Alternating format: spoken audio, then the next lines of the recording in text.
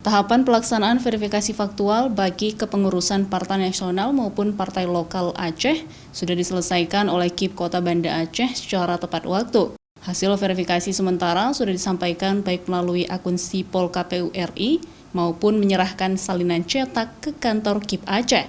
Selama proses pelaksanaan verifikasi faktual berlangsung, KIP Kota Banda Aceh menemukan beberapa kendala, seperti ketidakhadiran anggota kepengurusan partai, terutama di tingkat kecamatan.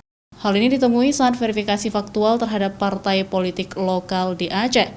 Selain itu, ada juga anggota kepengurusan partai di Aceh yang menolak kedatangan tim verifikator karena menilai mereka adalah pengantar makanan online, penagih kredit, sehingga proses berjalannya verifikasi sedikit terganggu. Namun secara keseluruhan, partai politik yang sedang dilakukan verifikasi faktual di lapangan memenuhi syarat. Namun, hasilnya tetap akan diumumkan oleh KPU RI pada tanggal 10 November mendatang.